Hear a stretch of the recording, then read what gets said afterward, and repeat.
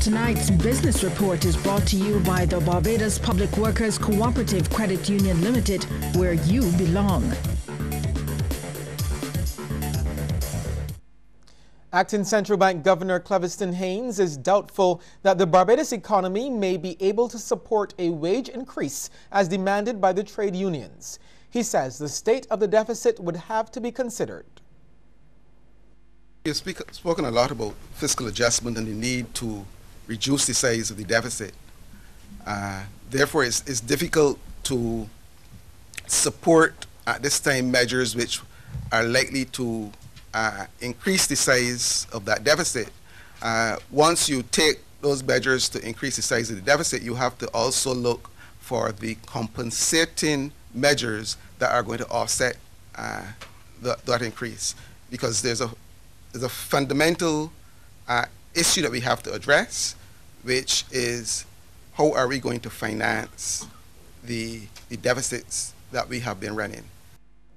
He also says that much of the financing of government over the past year has come from the central bank. We all agreed that that is not a sustainable way of dealing with the deficit. So I don't see how we can add to the deficit without identifying the compensating measures that are going to address that increase in.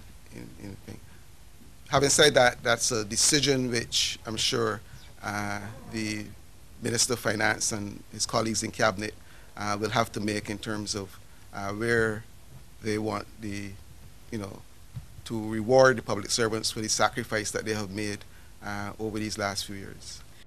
Economist Jeremy Stephen has lauded what he describes as an honest review of the Barbados economy for the first quarter of this year by the central bank.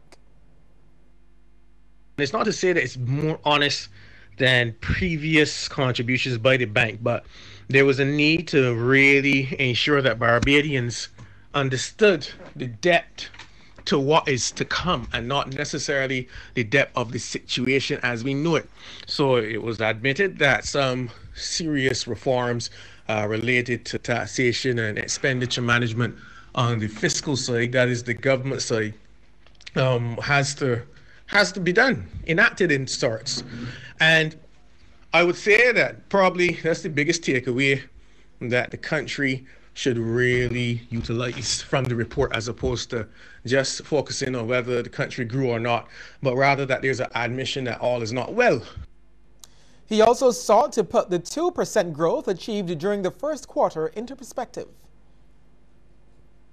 The 2% growth, which mainly was due to tourism, that's expected, especially when you calculate the way the central bank calculates economic growth. And in fact, there are major investors in tourism that managed to have a pretty good performance over the winter. So it's well expected, especially given how many years we've had declines, that their contribution should have resulted in a major increase or a significant increase in output of the economy for the period under examination.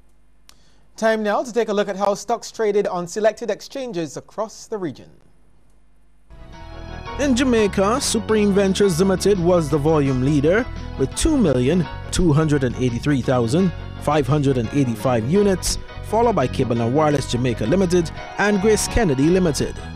In Trinidad, NCB Financial Group Limited was the volume leader with 105,653 shares valued at $421,612, followed by Massey Holdings Limited and Trinidad and Tobago NGL Limited. And in Barbados, the Insurance Corporation of Barbados Limited was the volume leader, trading 35,193 shares at $3.75 each, and they were followed by Cape Shepherd and Company Limited and Banks Holdings Limited.